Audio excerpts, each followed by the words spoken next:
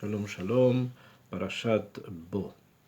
Nos encontramos en la tercera sección semanal del libro de Shemot, el segundo libro de los Hamishah Humshei Torah, y en esta parashá se terminan de revisar las últimas tres makot, las últimas tres plagas que Akadosh Baruj Hu trajo a los egipcios en Egipto.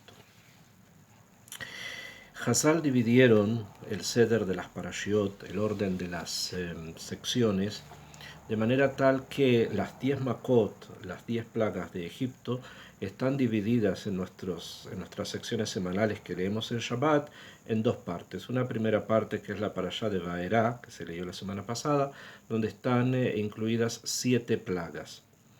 Y ahora en esta parashá, en la parashá de Bo, es donde están incluidas las últimas 3, cuyo remes todo el mundo conoce, es de la misma palabra Bo.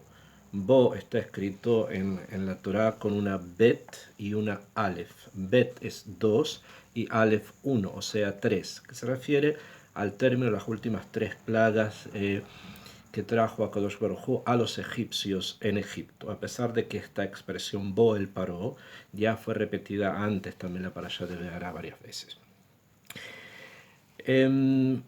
Rashi, en la explicación de un pasuk de la parashá anterior, la parashat Be'ará, hace referencia a una pregunta latente que está dentro de todo el contexto que tiene que ver con las makot, o sea, con las plagas que Hashem trajo a los egipcios en Egipto. Y es la siguiente, de un punto de vista simple, de pshat, o sea, de una explicación más bien directa y técnica del tema, Rashi pregunta por qué ese orden. O sea, ¿por qué hay primero la plaga de sangre, después la plaga de ranas y después la plaga de piojos, etcétera? ¿Por qué el orden ese? Y si es que existe algún tipo de higayón interno, algún tipo de lógica interna para poder presentar un sistema de ataque a Egipto como el que Hashem presenta a través de Moshe y Aarón, que nosotros conocemos universalmente y tradicionalmente como las plagas. Y Rashi, cuando hace referencia al Arov, a la plaga del Arov, o sea, de la mezcla de los animales, él allí cita un Midrash.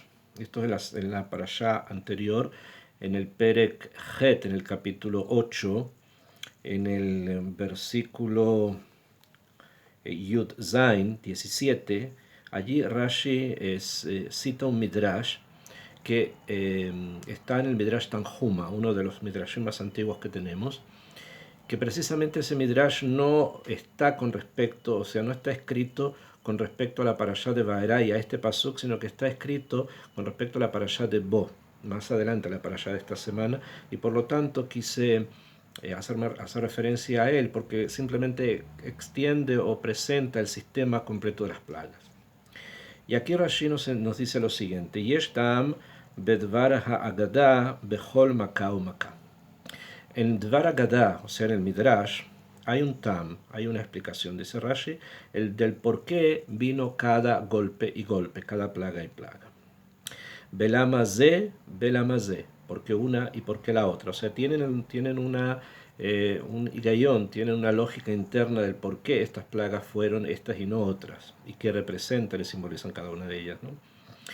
Entonces explica Rashi, citando simplemente el Midrash, dice, Betaxisei milhamá, o sea, Betaxisei, en estrategias milhamot melachim ba'alehem, que Akadosh Baruj Hu atacó a los egipcios, como es la estrategia que utilizan los reyes en sus guerras. Que Seder Malhut, que Shetzara al-Ir, de la forma, por ejemplo, que un reinado, o sea, un poder político, va a sitiar a una ciudad y la quiere conquistar, Betchilá mekalkel mayanote, al principio destroza o perturba o corta sus mayanot de agua, o sea, sus fuentes de agua. Las provisiones de agua son lo primero que en un sitio, en una ciudad, se tratan de cortar para que las personas se rindan. Be'achar kach, y después, tok'im alehen umer'in beshofarot, le'arem o le'bahalem. Y después, ¿qué se hace? Se traen ruidos, shofarot, o sea, cornos, trompetas, se hace mucho ruido para poderlos asustar. La primer taxis, la primera estrategia de cortar el agua está simbolizado en las plagas con, obviamente, la plaga de sangre que dejó a los egipcios sin agua. La segunda, que es el ruido, está simbolizado en las plagas con la venida de la cefardea, o sea, de las ranas. Kereita bemidrash Rabbi Tanjuma. Como está traído, dice Rashi, en el Midrash Rabbi Tanjuma, y no continúa Rashi explicando el resto del Midrash. Obviamente entiende que nosotros vamos a ir y lo vamos a estudiar, y eso es lo que vamos a hacer. El Midrash de Rabbi Tanjuma está en... Rabbi Tanjuma es el nombre del Midrash que escribió un jajam llamado Tanjuma, y por eso se conoce con Midrash Tanjuma. Son Mishnayot. Son como las Mishnayot que hablan de alajá, sin embargo estos hablan de tradiciones orales o formas en que los sabios han escrito en su época, la época de Hazal, estamos hablando de la época que se vio la Mishnah, siglo IV más o menos, de la era común, donde tratan de traer ideas a través de historias o a través de una serie de sistemas para explicar aquellas cosas que están escritas en la Torah. Y una de ellas es justamente el sistema este de las 10 plagas, como ya dije, un orden interno que se centra o que tiene como background el hecho de que una ciudad se rebeló en contra del reinado y el reinado trata de conquistarla, trata de evitar que esta rebeldía continúe. Y es así como este Midrash trae la siguiente forma de explicar cada una de estas plagas. Dice así: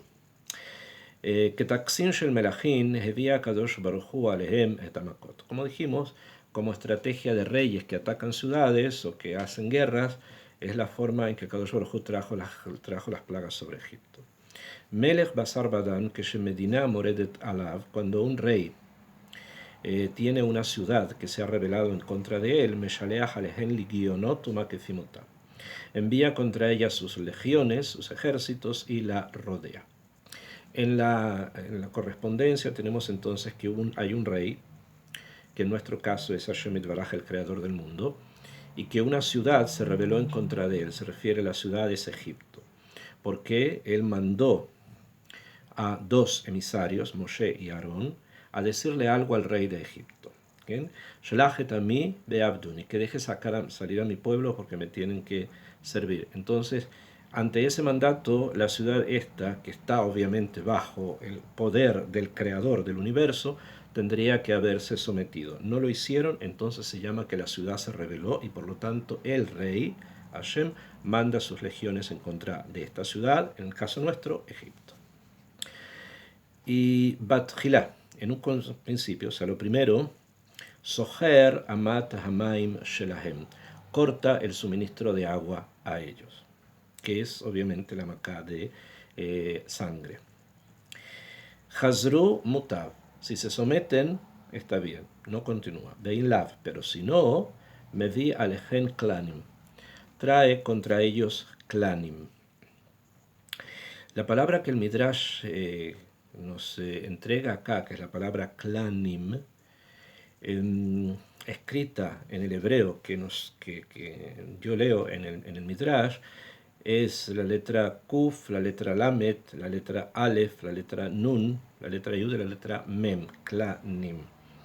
Siendo esto es el plural, siendo el singular Kuf, Lamet, Aleph, Nun, Clan.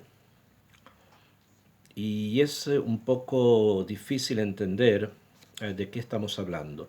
Si vamos a tratar de comprender de forma muy, muy, muy simple, diríamos que vendría de la palabra kolanim de la palabra kol, que significa voz, o sea, trae ruidos. Y estos son los ruidos de los que Rashi estudia cuando él trae su perush y habla de shofarot, de gritos, etc., para asustarlos y para perturbar a las personas de la ciudad. Sin embargo, como está escrita la palabra aquí, el hebreo en el Midrash, se podría leer klanim, como el castellano, entre comillas, no es castellano la palabra, pero la utilizamos clanes. Sin embargo, La palabra clan, tal como la conocemos y según la investigación de todos los lingüistas, en esto no hay discusión, la palabra clan proviene o fue creada en las tierras altas de Escocia, donde los escoceses escuchaban a los romanos, estamos hablando de 2000 años atrás, cuando Britania estaba en poder de Roma hasta cierto lugar, donde había allí una muralla que se llama la muralla de Adriano, que más allá estaba Escocia, y donde los romanos no pudieron llegar porque los escoceses eran demasiado salvajes, no se los podía controlar. Entonces pusieron una muralla para evitar que los escoceses vinieran hacia las partes más bajas de la isla. Sin embargo, según sabemos, obviamente la interacción cultural se dio, los escoceses escuchaban a los romanos hablar de planta. Planta en latín significa tzemach, o sea, una hierba, un vegetal. Y como en el idioma el gaélico que ellos hablaban en aquellas épocas no existe la posibilidad de comenzar una palabra con la letra P, sino que se transforma la P en K, entonces de planta quedó en clantá, de clanta a clant, de clant a clan, que indica una planta como si fuese una raíz, y son las diferentes familias que conforman ese conglomerado humano que son los escoceses, que se dividen en clanes hasta los días de hoy, el clan Mackenzie, etc. Ese es el origen de la palabra clan. Ahora, es muy difícil pensar que esa palabra ha ingresado al Midrash, primero porque la distancia entre un lugar y otro, y tener que pensar que tal vez algún soldado romano escuchó la palabra clan, que es bastante apropiada al tema, porque cómo atacaban los clanes escoceses a los romanos de la época, venían en grupos, normalmente ruidosos, gente que se pintaba la cara, que tomaba agua y que la escupía como si fuesen focas, que es la forma en que los celtas atacaban, y con unos ruidos muy, muy ensordecedores que asustaban a los romanos. Entonces, desde el punto de vista del contexto de la palabra, es apropiado a lo que el Midrash quiere explicar de lo que fue la plaga de las ranas en Egipto. Sin embargo, es muy difícil de entender que una palabra haya podido viajar desde las tierras altas de Escocia hasta Eretz Israel, y de esa manera, en esta época en que se escribió el Midrash, se haya utilizado para explicar lo que pasó en Egipto varios siglos antes. Por lo tanto, tenemos que tratar de inclinarnos tal vez por el tema de Kolanim, o sea, que Akadosh Baruj Hu trajo a las ranas, que son como una fuerza de voces, de kol. Hasta tal punto fue difícil esta segunda plaga, que más adelante el Midrash va a decir que para los egipcios el croar, el kirkur, en hebreo se dice kirkur, el ruido que hacen las ranas, el croar, fue tan difícil, incluso más que la muerte, o sea, más que todas aquellas cosas que llevaron a la destrucción de algunos lugares de Egipto. El croar de las ranas fue mucho más. Si vamos a pensar que cada plaga duraba una semana, 24 horas al día escuchando el croar de las ranas, y si vamos a pensar que las ranas, las plagas duraron 3 semanas, según otras opiniones, o 3 semanas, 24 horas al día escuchando el croar de las ranas, es simplemente para enloquecer a cualquiera. Esto fue, o es así, el Midrash habla de la segunda plaga, que hasta allí llega el comentario de Rashi en su comentario, pero el Midrash continúa, porque el Midrash nos va a hablar también del resto de las plagas, cada una una estrategia militar en contra de un estado, de una ciudad, y que fue, según este Midrash, lo que Hashem ocupó para doblegar a la fuerza de Egipto. Entonces estamos en los clanim. Hazru, si se someten, mutab, está bien. Beinlav, y si no, Yoré Bahen Hitzim. Si no se somete la ciudad, entonces el rey va a mandar que sus arcabuceros, las personas que tenían los arcos y las flechas, tiraran flechas. Esta es la plaga de piojos, o sea, la plaga de los kinim, porque los kinim no solamente atacaban de una manera externa el cuerpo de los egipcios, sino que ingresaban dentro de la carne de ellos, como ingresa la flecha dentro de la carne del ser humano. Hazru, si volvían, harei mutav, está bien. Beinlavi, si no, me vi alehen barbarim. Iba a traer sobre ellos, ¿qué cosa? Barbarim, o sea, iba a traer bárbaros. ¿A qué se debe esto de los barbarim? Si nosotros estudiamos en el orden que conocemos de las plagas, nos vamos a encontrar con el siguiente proceso, ¿no? Que después de la tercera plaga, que es la plaga de, de los piojos, o sea, tenemos la plaga de la sangre, las ranas, después tenemos los piojos. La cuarta plaga es la mezcla de los animales. Y la forma en que la Torá lo describe es como Behemet, la llegada de una fuerza destructiva que se introduce en todas partes dentro de la vida de los egipcios. O sea, una mezcla de animales salvajes que atacaban toda la vida social egipcia. Es como las invasiones de los bárbaros. Y por eso trae el Midrash la palabra barbarim. Y también, curiosamente, en la perspectiva que los romanos tenían de los bárbaros. ¿Okay? Entonces estamos dentro de un medio sociocultural bastante interesante donde se está describiendo una forma de ataque muy propio de esa época, de hace casi 2000 años atrás, en la época en que todavía los romanos gobernaban el mundo y por lo tanto entendemos que este Midrash fue escrito en esos momentos. Hazru, o sea, se sometieron, mutab, estaría bien. Bein lav mevi alehem durmasiot. Si no se someten, va a traer durmasiot. Durmasiot es una hebraización, en este caso la palabra está cortada, no es la palabra completa, de una palabra que suele ser utilizada mucho en los Midrashim, que es la palabra andralamusia. Andralamusia hoy también se utiliza en hebreo de forma un poco más elegante, digamos, para decir confusión, miedo, espanto. Andralamusia es el caos, pero un caos que mata. Según lo que sabemos, la palabra andralamusia proviene del griego androlepsia, que androlepsia era una ley que tenían las antiguas ciudades griegas, donde en caso que en una ciudad haya habido un asesinato y el asesino haya sido una persona de otra ciudad, o el asesino haya sido una persona de esa ciudad, pero haya asesinado a alguien de una ciudad distinta, o sea que hay una relación de asesino y asesinado de dos ciudades, aquella ciudad de donde pertenecía el asesinado pide una extradición, o sea, pide que el asesino sea extraditado a la ciudad del asesinado para que allí sea juzgado.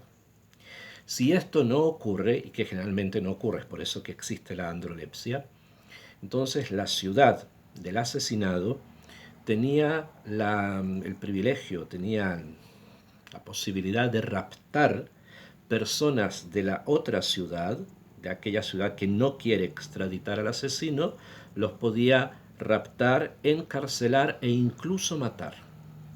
Esta ley se llama androlepsia. Andros, hombre, lepsia, agarrar.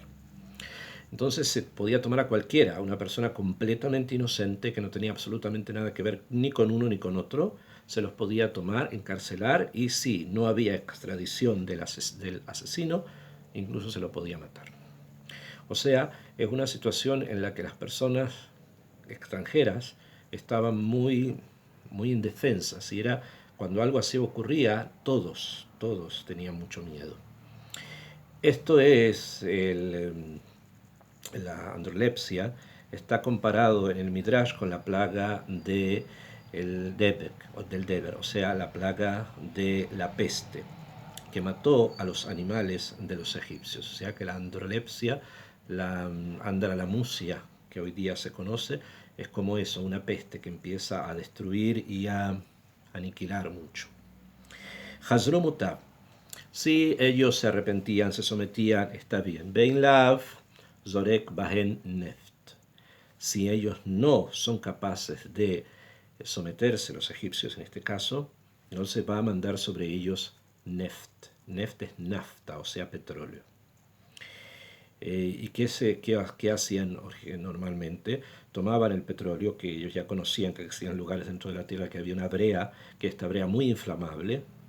¿Qué hacían con ella? La cubrían piedras o obstáculos con ella y las arrojaban dentro de las murallas de la ciudad para causar incendios. Los incendios causaban quemaduras y la plaga correspondiente es la plaga de Shechim, las úlceras, que en la piel de los egipcios se vio como una quemazón. Entonces esta es la comparación con el tema del Shechim y con la estrategia de tirar a la otra ciudad artículos cargados con neft ardiente, con nafta, o sea, petróleo ardiente. Hazru Mutav. Si volvían, estaba bien, vamos ya en 6 plagas. Bein Lab, y si no, Mashlich Aleichen Abnei Blistraot. Y si no, si ellos no se someten, y así fue, tiró sobre ellos, o tiraban sobre ellos piedras con una balista. O sea, con una especie de máquina que se encargaba de arrojar piedras por detrás de la muralla y estas piedras caían, rompían, destruían. Esta es la plaga del granizo. Hazru Mutab. Si se someten está bien. Beim Lav Megare Bajen Ochlusim Arbe. Y si no es así, entonces va a traer a los Seherei Jeref, va a traer a los mercenarios, aquellos que van a venir a cumplir una función antes de que la ciudad se someta, mandan personas alquiladas para que destruyan. Y esta es la plaga de langosta, que es el Arbe. El Arbe, mucha oclusia. Muchos venían y trabajaban para otros poderes para someter para lo que el poder quisiera que ellos hicieran. Hazru Yafe, si volvieron, estaría bien.